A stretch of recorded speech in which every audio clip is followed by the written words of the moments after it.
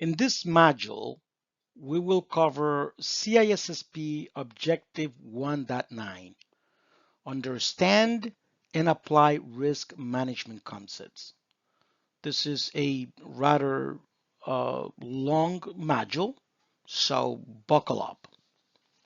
Risk management involves identifying threats and vulnerabilities, assessing their likelihood and impact, and defining the scope of risks.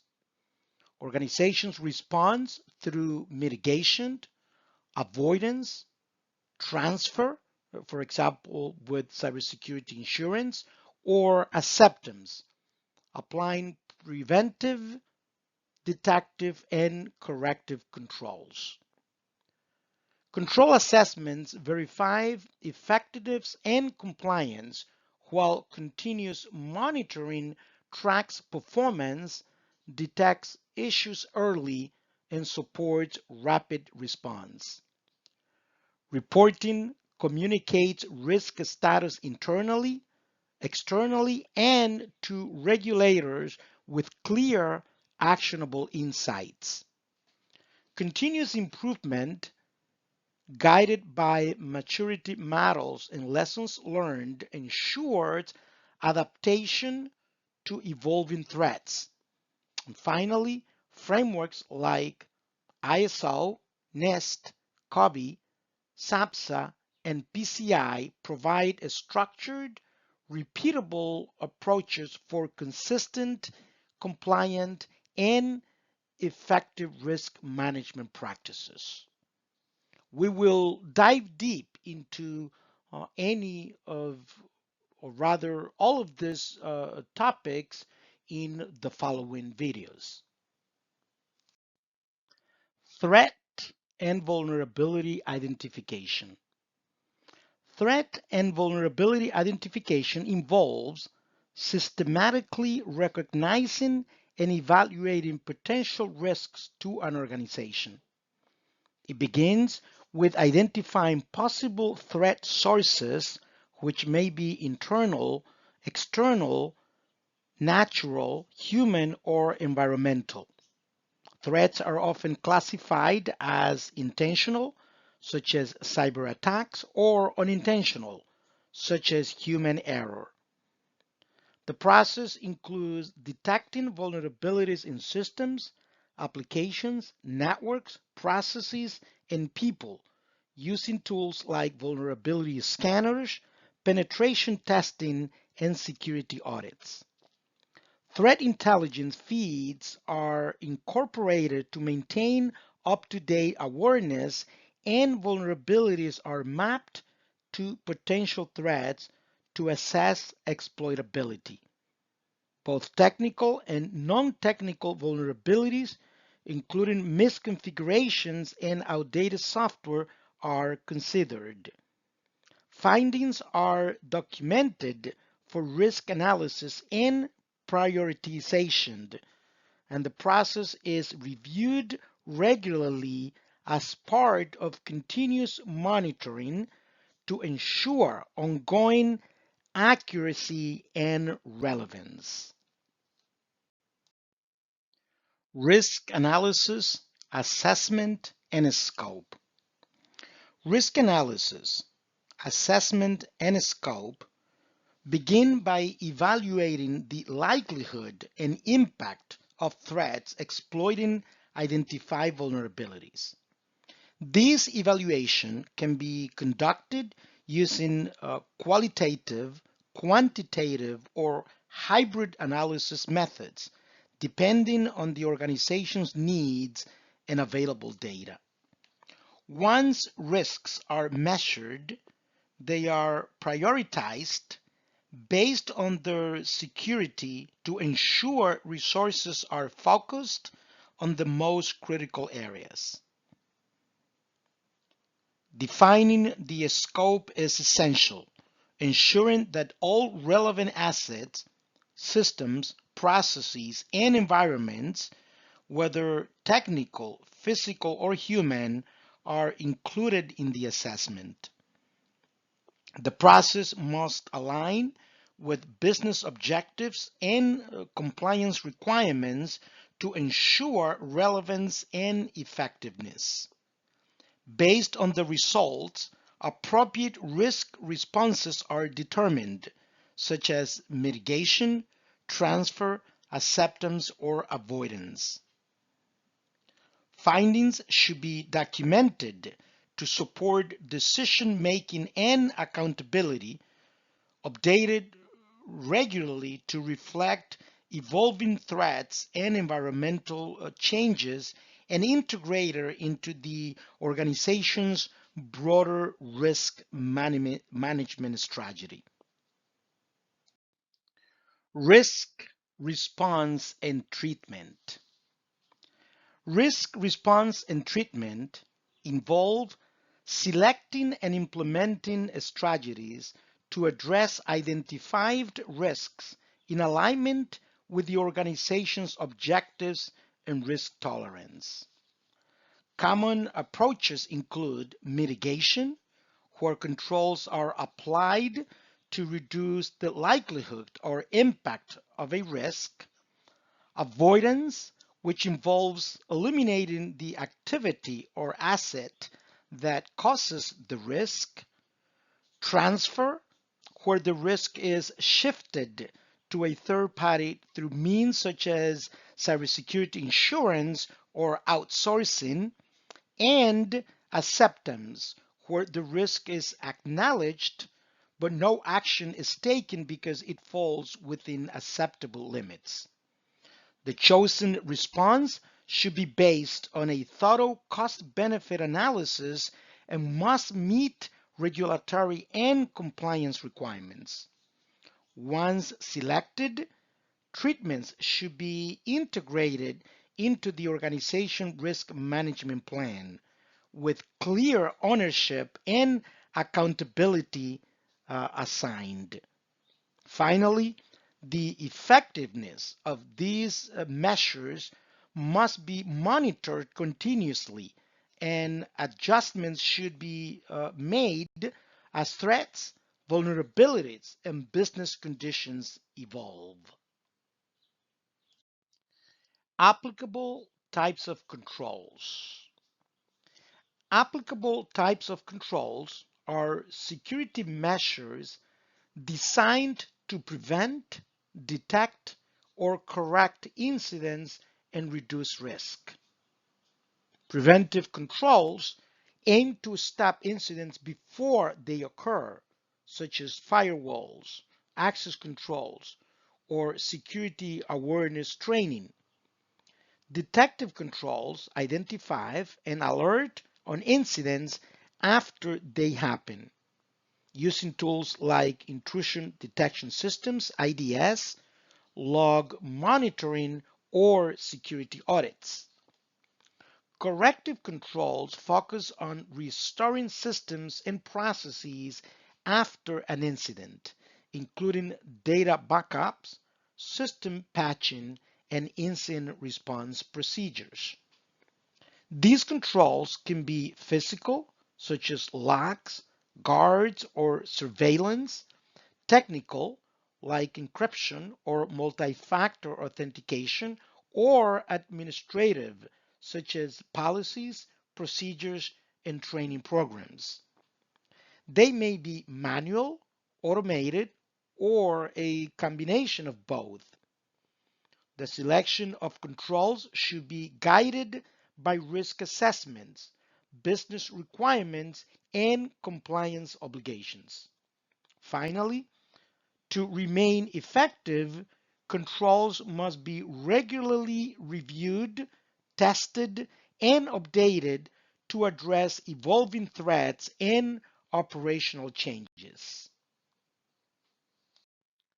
Let's now discuss what control assessments are.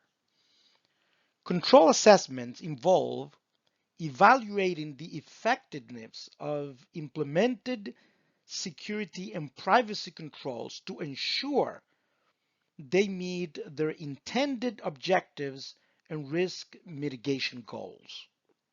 These assessments use methods such as audits, testing, and continuous monitoring to verify performance.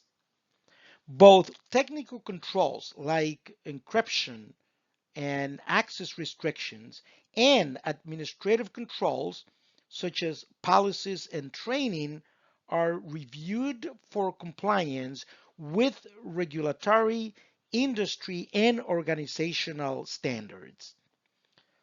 The process helps identify gaps, weaknesses, or failures in control performance and provides recommendations for remediation to strengthen security and privacy measures. All findings should be documented for accountability and tracking purposes. Control assessments should be conducted periodically as well as after significant system changes, and the results should feed into the organization's continuous improvement process to maintain an effective security posture. Let's now talk about continuous monitoring and measurement. Continuous monitoring and measurement involve the ongoing tracking of security controls to ensure they remain effective and aligned with organizational objectives. This process monitors for new threats, vulnerabilities, and environmental changes that could impact security posture. Automated tools are often used to provide real-time visibility, generate alerts, and track performance against established metrics and baselines. Monitoring encompasses technical, administrative, and physical controls to provide a comprehensive view of risk. By supporting early detection of incidents and policy violations, continuous monitoring enables rapid response to emerging risks. The process also helps maintain compliance with regulatory and industry requirements. All monitoring results should be documented for auditing and reporting purposes, with findings feeding directly into the organization risk management and continuous improvement processes. Reporting, both internal and external.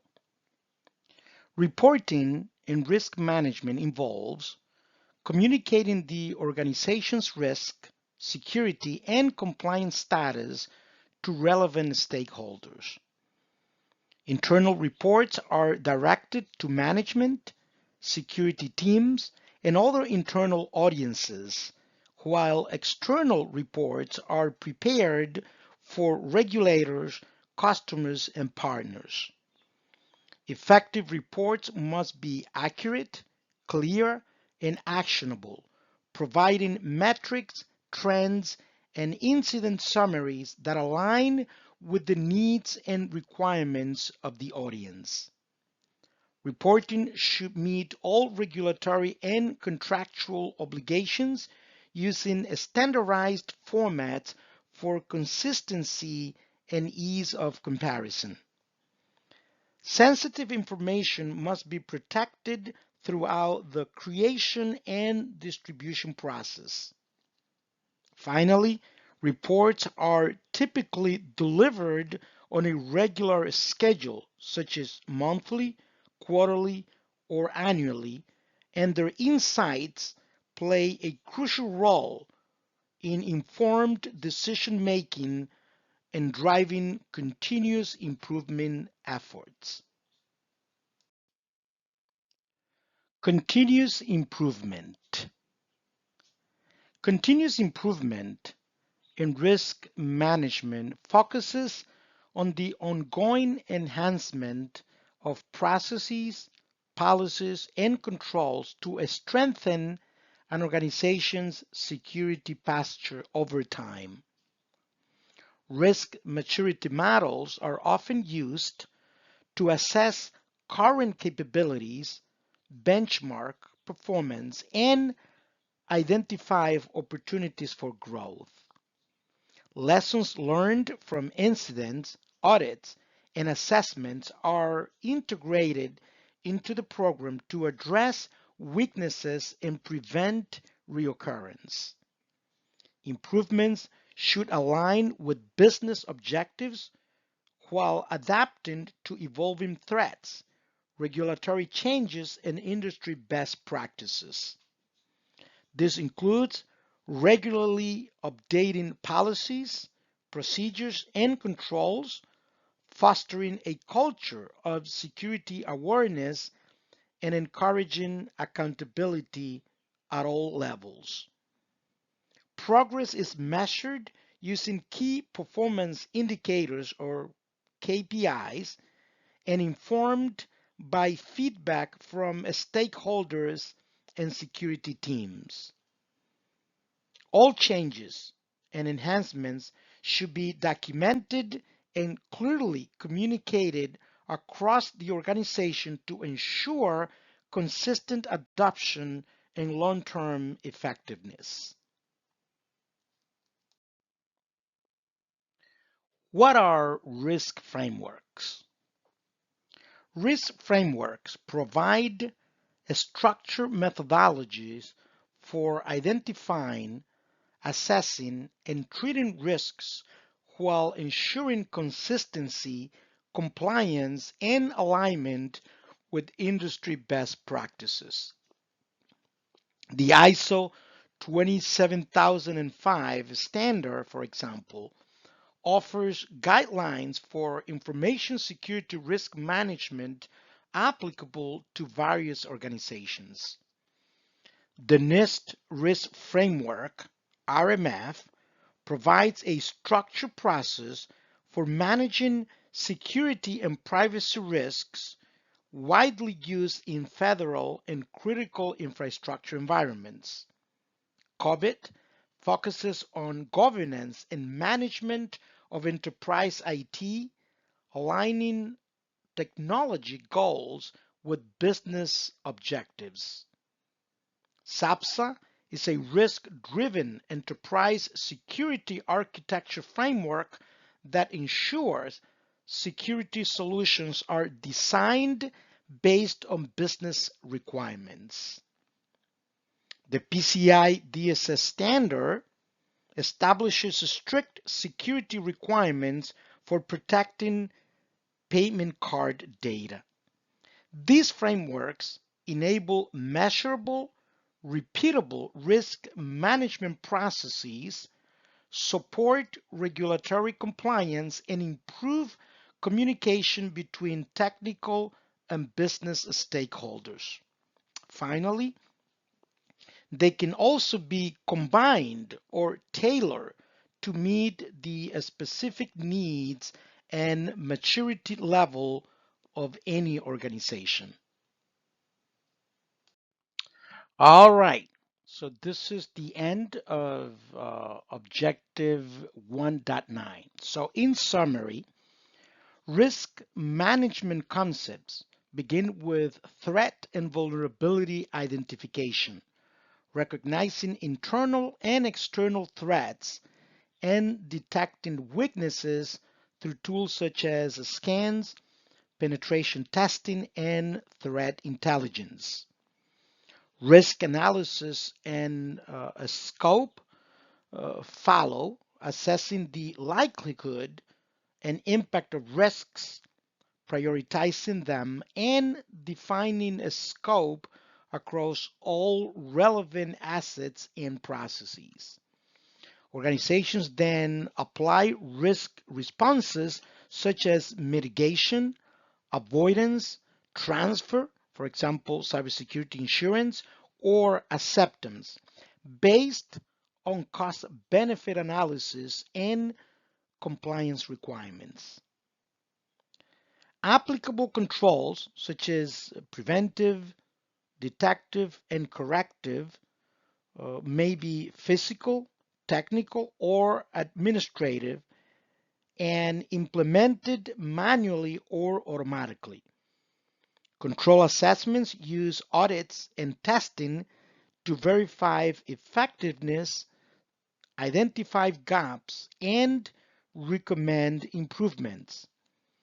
Continuous monitoring ensures real-time tracking, metrics-based measurement, early detection, and rapid response. Reporting provides clear, accurate, and actionable information for internal, external, and regulatory audiences.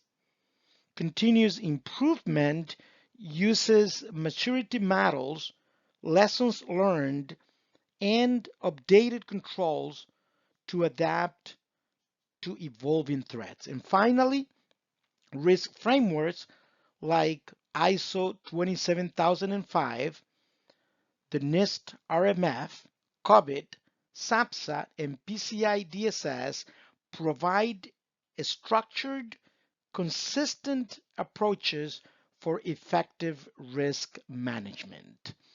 Make sure that you understand in depth each and all of these concepts before you take the CISSP certification exam. And please, as always, remember, if you find this content useful, please like my content. But first of all, subscribe to my channel so that you are informed when new content is published. Thank you.